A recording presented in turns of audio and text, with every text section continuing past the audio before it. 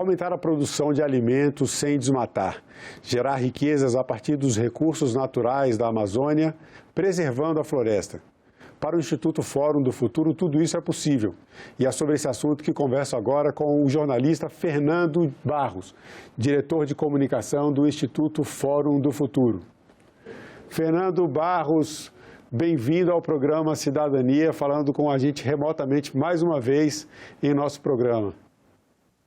Uma honra imensa estar com vocês. Esse tema era o tema carro-chefe do nosso presidente que acabou de falecer, e eu espero poder traduzir a mensagem que ele deixa, o legado que ele deixa, que é da gente poder prestar atenção nas nossas potencialidades de base científica, que miram uma qualidade de vida maior, uma responsabilidade social, seguramente mais sustentabilidade.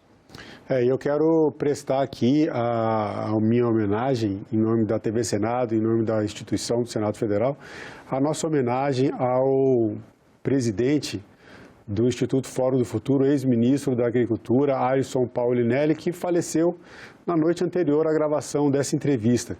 Fernando, vamos dar sequência aqui à nossa conversa, dando sequência às ideias que foram deixadas aí como legado pelo presidente do Instituto Fórum do Futuro. E tem uma observação que é interessante dentro desse contexto, um livro que foi lançado pelo Instituto falando sobre o tema da nossa entrevista, que é uma contextualização, né? O Instituto Fórum do Futuro, ele coloca as premissas das suas produções intelectuais em dois sentidos, né? Em duas dimensões, onde estamos e para onde queremos ir. E nesse sentido, em termos de produção de alimento, de soluções de bioeconomia, especialmente com a preservação dos recursos naturais e do meio ambiente, como você contextualizaria a situação brasileira hoje? Primeiro, Marcelo, vamos prestar atenção ao processo que está acontecendo, não só no Brasil, mas no mundo todo, que é uma dificuldade imensa de conectar processos, realidades, desafios concretos com o que as pessoas falam, fazem e propõem. Tem um professor da Universidade de Toronto que criou um conceito chamado de disracionalia, onde ele mostra que é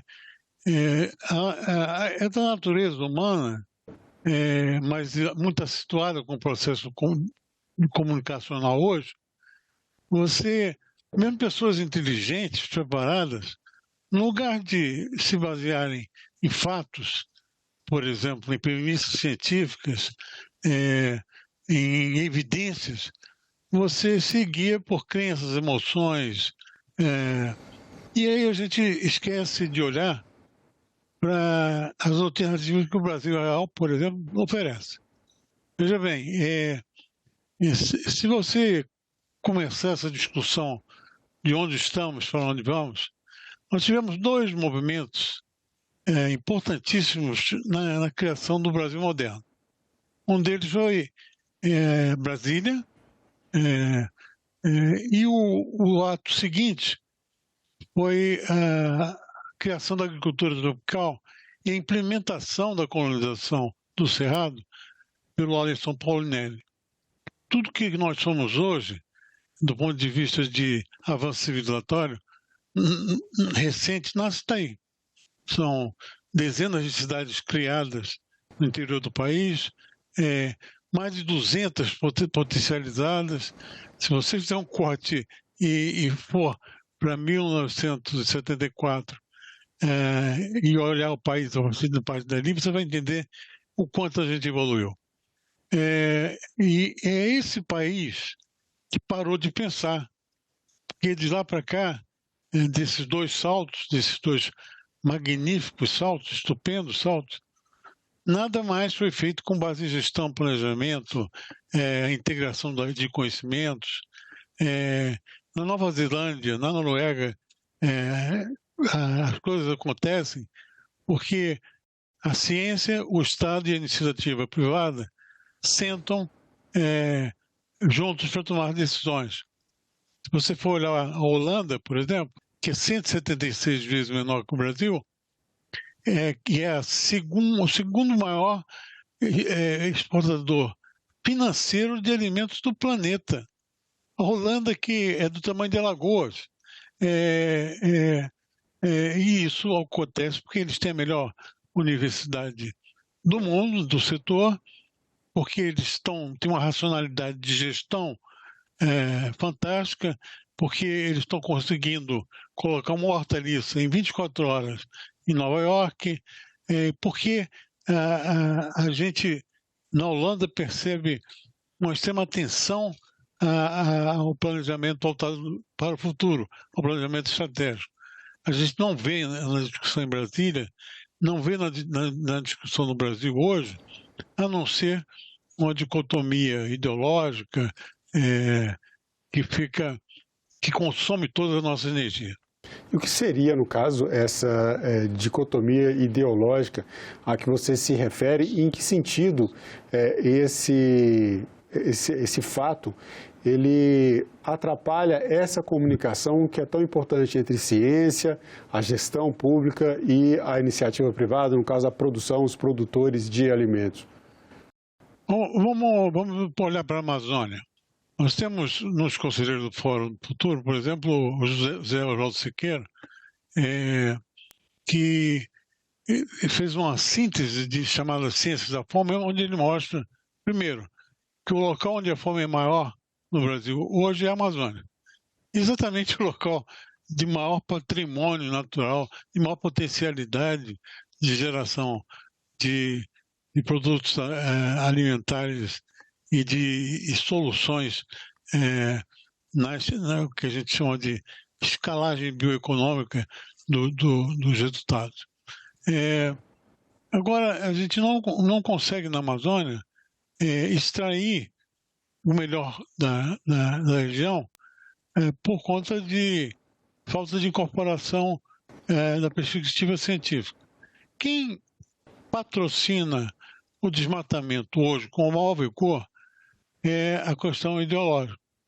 Porque você tem, de um lado, os radicais do agro que não querem que a regulamentação ambiental, a regulamentação fundiária e a compensação que deve ser paga pelo custeio de um bem público, que é o que os produtores fazem ao não desmatar 80% das suas áreas, isso pode ser compensado para que remunerar o trabalho que eles têm de cuidar da natureza. Então, os radicais preferem o imobilismo, que nada aconteça, para poder continuar desmatando. Do outro lado, os radicais do meio ambiente não querem reconhecer a propriedade privada.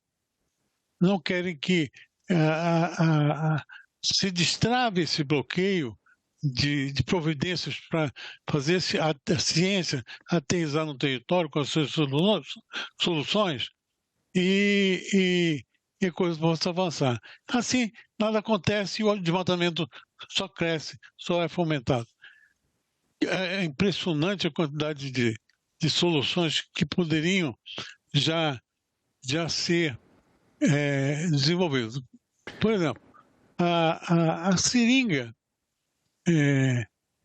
que o Brasil produz, 70% tem origem na Bahia e em São Paulo. A pupunha, 80% vem de Santa Catarina.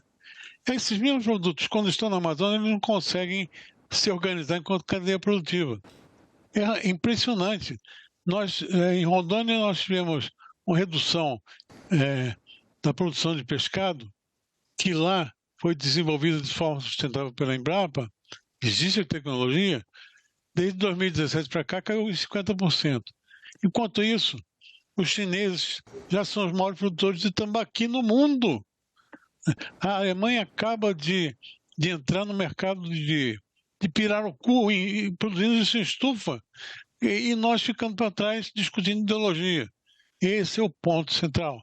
É preciso valorizar a ciência enquanto referência dos processos de planejamento, e foi isso que o Alisson fez. Ele só pôde desenvolver o Cerrado porque partiu primeiro da formação de profissionais de ciência, mandou uma primeira leva de 1530, quando ele foi implantar a Embrapa, não tinha gente de pesquisa no Brasil praticamente, ele abriu 1.000 vagas, só apareceram 52 pessoas. Nesse período faltavam profissionais qualificados e pessoas com estudo acadêmico, né? Foi um período em que se começou, inclusive, a patrocinar bolsas de estudos para a formação de técnicos como os que hoje temos na Embrapa, né? Essa realidade hoje, Fernando, mudou. A gente tem já a produção científica pujante, ou aquela esperada, para atender às demandas do nosso mercado? Nós saímos daquela situação onde o Alisson teve que mandar 1.530 pesquisadores numa primeira leva para, ele dizia, aprender ciência em mais alto nível lá fora e voltar para desenvolver a tecnologia no Cerrado. Saímos dessa situação. Hoje, quando o Brasil forma 27.000 doutores por ano. Agora, onde está a inteligência estratégica produzida por essas pessoas na vida da sociedade brasileira? De um lado, existe um trabalho a ser feito dentro da que a gente chama da bolha da ciência. Você não consegue ter protagonismo científico em Brasília, por uma razão muito simples, que há 10 anos o orçamento da ciência vem diminuindo, porque a ciência conversava com elites, com presidente da República, chefes de Estado, para definir o seu orçamento. Hoje você não abre nem padaria sem consultar o Facebook. A pauta em Brasília não é exatamente a pauta de conversão desses valores científicos em produtos da sociedade. A pauta é outra. E aí a gente foi ficando de lado. Então, hoje, a ciência também não conversa com a sociedade, porque eles não sabem falar a língua da sociedade. Eles falam a língua técnica. Fernando, esse é um outro ponto também que aparece dentro da publicação, inclusive com alguns comentários seus, que falam justamente de um problema de falta de comunicação, de uma sintonia da comunicação da ciência com a sociedade e até da dificuldade de transformar esse conhecimento científico em uma comunicação acessível para as pessoas num mundo da comunicação, em que as redes sociais acabam sendo, para muita gente, o meio de formação de opiniões. Como você encara essa situação e o que o Fórum do Futuro propõe para superar esses obstáculos e fazer com que a ciência volte a ocupar esse espaço de diálogo junto com os tomadores de decisão? O Alisson deixou um legado que nos aproxima muito. Ele era um aglutinador de pessoas. Ele era um gestor de colaboração. E esse é o principal caminho. Substituir a competição pela colaboração para alinhar o que você está sugerindo aí. Veja só, não é questão de fundamento. Nós temos a melhor ciência tropical do mundo. Eu me sinto muito privilegiado, porque eu sou cercado de pessoas de genialidade monumental.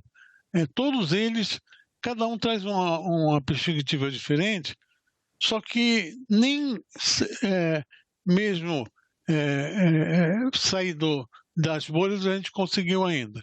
Vamos fazer um seminário agora no segundo semestre sobre a valorização do método. Essa é uma perspectiva nova, tanto no método científico, porque o cientista ele pode ter viés, não tem problema. Ele é ser humano, os seres humanos erram, todos somos passíveis de erro. O método ele é muito mais seguro. Não sei se você sabe, mas a Darwin tinha um olhar racista, porque ele vivia aquela época. Agora, ciência é produto de um trabalho coletivo. Ele foi revisado há mais de um século por dezenas, centenas de pesquisadores que extraíram dele o melhor para a humanidade. Então, se você insistir em olhar João Gilberto enquanto marido, não sei se vocês viram o que está passando na GNT sobre a vida da Miúcha, você vai detestar o João Gilberto. Se você olhar para o lado ruim, todos nós temos esse lado ruim. Agora, ele foi uma das grandes contribuições do Brasil à história da humanidade pela música. Então, essa perspectiva dual coloca a gente numa situação muito fácil. É só olhar para o lado das soluções, para o lado das potencialidades. Na Carta de Brasília, que é um documento que aparece bem no início dessa publicação do Fórum do Futuro, há uma observação, inclusive feita pelo senhor Alisson, que esses conhecimentos científicos tecnológicos não estão chegando aos produtores, e fala inclusive em um número de 4,5 milhões de produtores rurais que não estão acessando esses conhecimentos científicos, que ele chama inclusive de excluídos desses conhecimentos científicos tecnológicos. Por que esses conhecimentos não estão chegando e qual seria essa virada? Seria esse o chamado terceiro salto da economia brasileira, da produção de alimentos no Brasil, a partir do momento em que esses produtores que são considerados excluídos desse conhecimento científico acessem e apliquem esses conhecimentos? Veja bem, a gente chama de segundo salto o que foi feito nos anos 70, liderado por ele, e o primeiro salto é o Norman Borlaug, que criou uma tecnologia de genética de melhoramento do trigo e do milho e multiplicou por 5 a produtividade. Entende-se que ele alimentou 1 bilhão de pessoas. O Alisson pegou um Brasil com 30%, importando 30% do que precisava de alimento, caminhando para o espectro da fome, e hoje nós alimentamos 800 milhões de pessoas no mundo. Bom, esse processo colocou 834 mil, no vazamento feito pela Embrapa, 834 mil produtores como tecnificados. Não é uma questão de tamanho, não é pequeno, médio, grande. É quem tem tecnologia ou quem não tem. Um produtor de suínos em Santa Catarina com 2 hectares consegue ter um OSUV na porta, porque está numa cadeia tecnológica bastante desenvolvida globalmente. Agora, um produtor de 100 hectares na Amazônia, que não tenha tecnologia, ele é excluído tanto quanto. Então, o Alisson coloca a inclusão social e tecnológica no ponto central das soluções. Por quê? Não é só o Brasil. Ele liderou a criação desse espetacular acervo de conhecimentos e tecnologias que, se aplicados para incluir produtores que hoje estão na agenda do mal, na agenda do desmatamento, por não terem condições de compreender como é que pode extrair renda e qualidade de vida sem desmatar, se você botar essa gente toda na África, na América Central, nas estepes asiáticas, na agenda do bem, você vira a porta do mundo. É essa a mensagem. Você oferecer a inclusão, a dignidade social como solução para os países centrais, onde, outro ponto preciso desse problema, se olha para as consequências. Fazer muro no Rio Grande, nos Estados Unidos, ter uma marinha altamente poderosa para impedir a migração na Europa, mas eles não estão investindo dinheiro na solução dos problemas. Se você dá dignidade e emprego a quem está nos trópicos, quem é que vai querer sair da sua cultura, da sua casa, para ir para lugar nenhum? Então, é uma lógica muito simples, muito óbvia, mas, mais uma vez, de racionalha. A gente não está conseguindo lidar com o óbvio. Fernando, agora, mudando um pouco o foco da questão, existe uma competição, no caso da floresta amazônica e de outros biomas também, não é exatamente uma competição, mas uma dualidade entre que fica o produtor rural entre preservar, e daí existem toda uma série de riquezas ainda não exploradas da bioeconomia, ao próprio mercado de carbono, ou desmatar, e aí ele vai ter um lucro rápido e muitas vezes superior ao que seria num tempo mais imediato, num curto prazo, a preservação das florestas, a preservação dos biomas. Como equilibrar isso? É possível chegar a um ponto em que valha mais a pena manter uma boa extensão de floresta nativa de pé e aí, a partir dela, obter o lucro que é o esperado do empresário, ou a gente vai seguir nesse ritmo que estamos até correndo o risco de chegar ao ponto de não retorno, quando a floresta amazônica, por exemplo, poderia entrar em um processo de savanização ou até de desertificação? Por isso que a gente advoga a comunicação, desde a escola básica até todos os cursos de graduação, como uma matéria obrigatória. Tudo que você falou aí já existe. Transformar, até porque sustentabilidade no mercado global hoje é pré-condição. Os bancos são os principais apoiadores do ESG. E isso tem uma razão muito simples.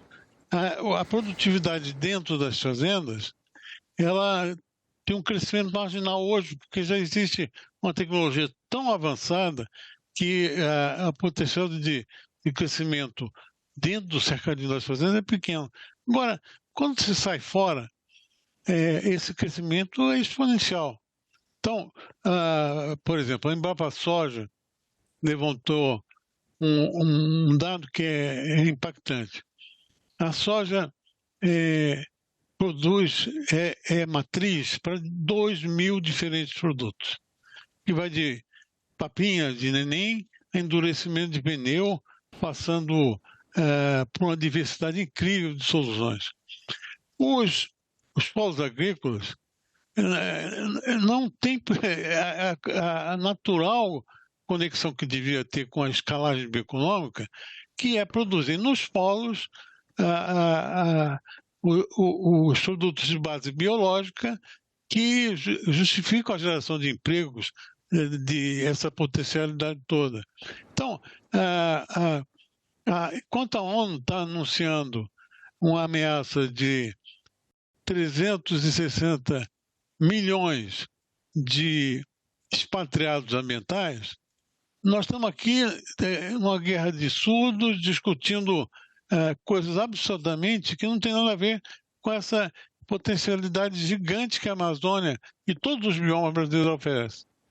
Fernando, a gente está chegando aqui ao final da nossa entrevista, temos mais 2 minutos aqui de conversa, e eu tenho trazido uma pergunta para os nossos convidados que homenageia o nome do nosso programa. Para você, Fernando, o que é cidadania?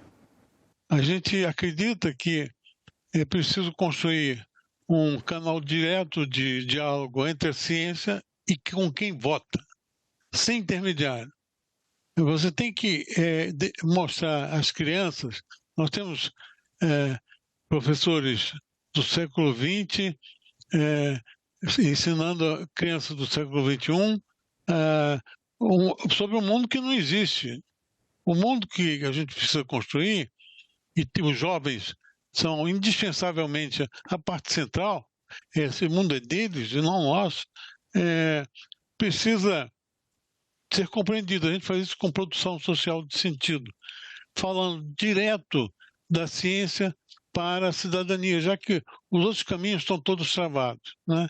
Então, mais de 50% das tecnologias sustentáveis do país não aterrissaram, não foram transferidas para quem precisa, para quem usa. E isso aí é um problema de comunicação estratégica, e esse é o nosso grande desafio.